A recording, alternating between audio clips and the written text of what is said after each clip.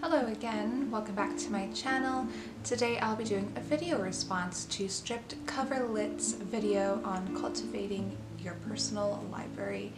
I feel like I have a lot to say about this particular subject, and Adrian from Stripped Cover Lit opened up the floor to discussion, so I'm kind of curious to dive in and talk a little bit about cultivating a personal library. So book collecting and acquiring books is an incredibly personal experience.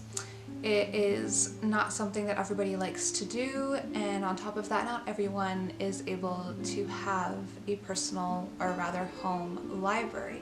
But if it is feasible for you, I think that it's important to have books in your collection that impress you and define you, no matter how specific or wide your interests are. For myself, I have very wide interests, and so does my husband. From our library, we have a lot of books on nonfiction that spans several different topics, and it's because we really enjoy reading about and also learning about different topics.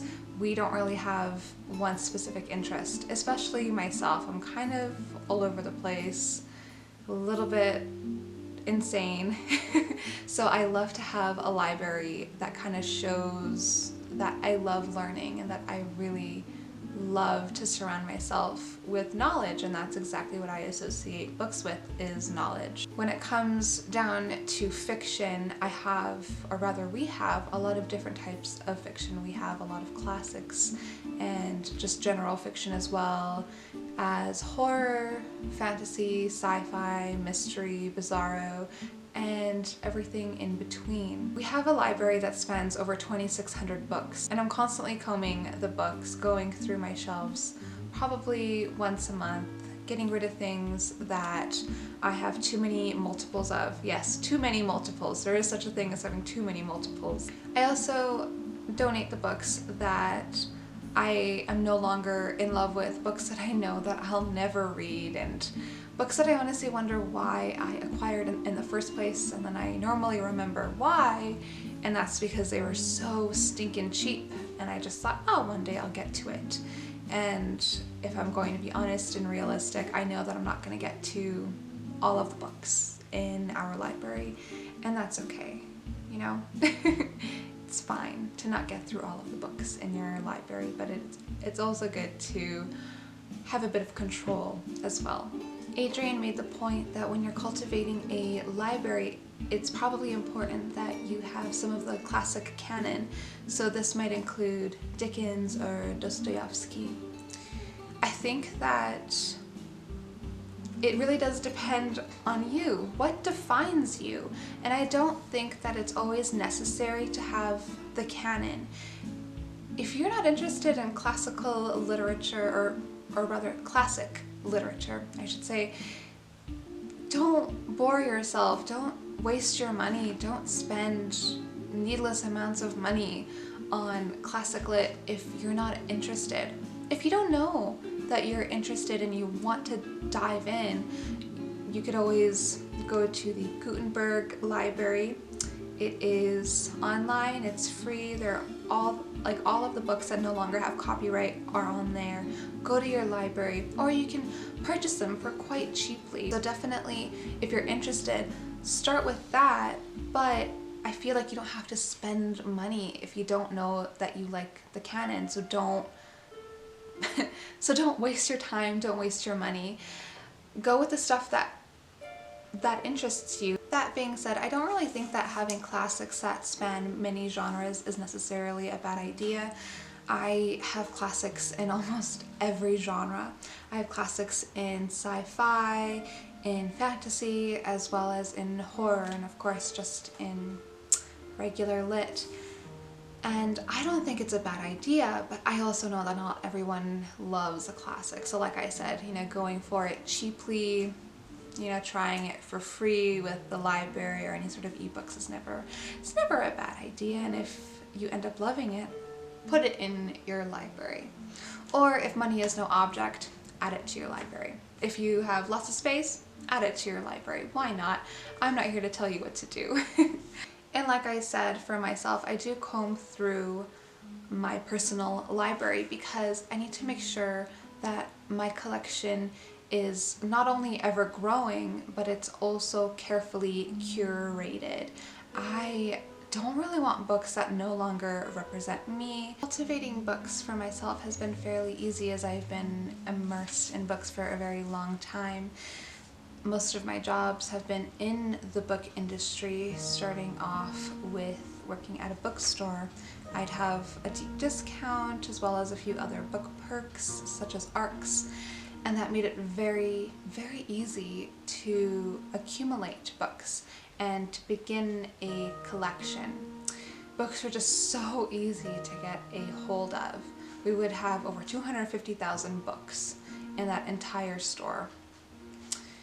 And our online catalog spanned, I think, over 1 million titles. So being able to have that freedom, being able to just search for anything, any topic, I was able to finally start a book collection. And it kind of, well, I should say it started accidentally. It's not as if when I started working at a bookstore I thought, wow, I'm going to have 1 million books one day. It never really occurred to me in that manner. It never came, it was never one of those things. It kind of happened accidentally. I had a very small little bookcase that I've had since I was a child. And, it was probably like 2 feet high and like 1 foot.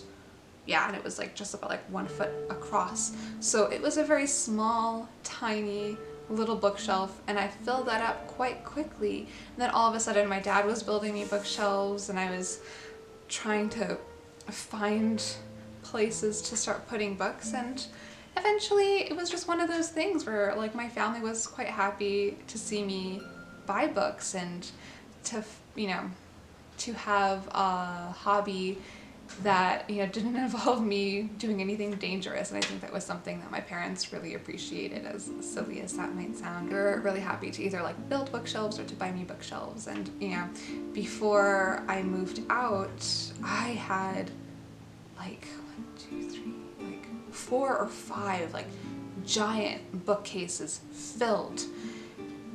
I had gotten rid of several before I moved out because I knew that, once moving into this home, I probably wasn't going to be able to fit everything. So I really thought critically about the books that I had in my collection and downsized accordingly. I still had over like 1,200 books by the time we finally, moved in here. And then with my husband's, he had 500.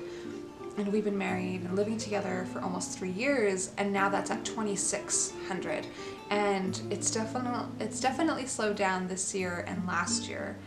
But I will say that being surrounded by books, because you're working with books constantly, definitely makes it very easy to cultivate, or just to cultivate a library.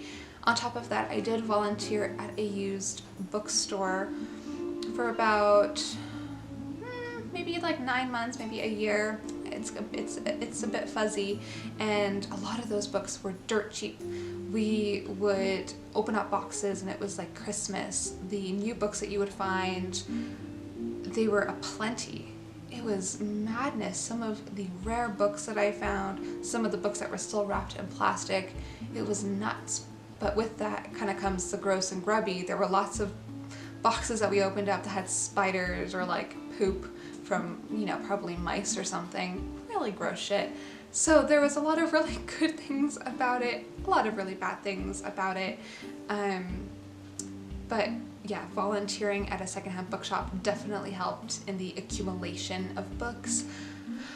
With that as well, going to used bookstores quite often, doing online shopping like Book Outlet or Amazon or Abe Books was also a bit of a helpful way to find the books that were missing in my collection, to identify the gaps in my collection and keep growing and growing and growing in a steady way. But I love my books. I love going through my collection and whether or not I'm thinking about culling them or adding, I just love being around my books. You know, it's been a constant for me. It's been such a comfort for me as well. And although, like I said, I'm not accumulating them at the exact speed as I used to, I feel that, you know, I'm doing pretty well. Like, you know, I might get like 1 or 2 books here and there, or maybe one particular week I'm like, wow, I just got like 10 books. It's one of those things that now I'm a bit more comfortable with knowing my own tastes. I no longer rely on recommendations from people I don't really know, or it's not that I don't really know, I should say, but I'm no longer relying on recommendations from people whose tastes don't really align with mine. I used to really take recommendations very seriously, especially like on BookTube, or when I used to work at a bookstore, I would ask certain co-workers who definitely did not have the same tastes, and I'd say, recommend me a book, and I would buy it and I would read it and I would hate it constantly, or I would buy it and then a week later I'm like, why did I buy that? Why did I spend my money? I am at that place where I know myself a lot better and I know what I like, and I'm not really willing to ruin that by constantly spending my own money on books that I probably will never read. And although, like I made my point earlier, where I know I'm not going to read every single book in my collection, and that's fine. I just love being able to be surrounded by books. It's by this like constant persistent knowledge, like I'm constantly being surrounded by something that I love, something that I learned from, something that teaches other people, but something that, or rather books that I actually love, books that I actually like, books that are in my own taste. Oh, say hi, say hi, say hello. Just certain things have really calmed down for me, and to an extent that's great because I know that I am going to accumulate a lot more books in the future, so I'm not necessarily worried. Me and my husband have been collecting books for over 12 years and we have 2,600, or a little bit more than 2,600. So I'm not really worried. You know, in another 12 years it's probably gonna be a lot more, and you know, until we're old and gray and probably in a retirement home where we can, oh no, that's really depressing. I don't want to think about that. No, I don't. I don't. I know that there's a lot of discussion about, you know, how many books you should have. You know, is BookTube making you broke or something? But I don't really want to make that, my cats, I don't really want to make that sort of discussion. I just kind of want to talk more about your own personal library. Do you have one? Do you not? What kind of thought goes into your personal library? What do you have? And what sort of books do you look for when you go shopping? So I know that in my library and my books, you know, they're going to keep growing undoubtedly as my love of books is incredibly profound. And I know I cannot read all of these books, but why not try? I will continue cultivating, accumulating, collecting, whatever it is. I have, you know, books that are rare, perhaps books that aren't as pricey or worth anything, but they're worth a lot to me, and they've proven to be a constant comfort for me as well, and I think that that's what matters. I know that books don't really mean a lot to some people, and they mean the world to others, and I definitely feel like I'm a part of that group where books mean the world to me. And yeah, they've always provided me with comfort and solace in times of grief, in times of sadness or anger, or just kind of feeling in between emotions. And I'll continue. I'll continue my quest for buying books, and I'll continue accumulating books. I'll continue collecting every copy of The Great Gatsby, or rather every edition of The Great Gatsby. Similarly with some of my other favorite classics, I'll continue, because nothing can really stop me but myself. And with my love of reading, and it starting with a lot of classics, I'll continue to accumulate classics until I die. And I'll continue to accumulate books that are of huge interest to me until I die. And I have a lot of interests, like I said, and they are never going to be narrow. They're never going to be narrowed, I should say. And I know that I'm always going to have some sort of companionship with books. As Ernest Hemingway said, there is no friend as loyal as a book. Thank you all so much for watching this strange discussion. I'm in still sort of a weird mood, so my head isn't necessarily in the right place right now, but I hope some of this made sense. Cultivating your own library is a very personal, subjective thing, and for myself, I'm always going to have a large library, and I don't think that there's anything wrong with that. We have the space, and we're probably going to continue having the space. I hope we're going to continue having the space for it, so I know it's not going to waver.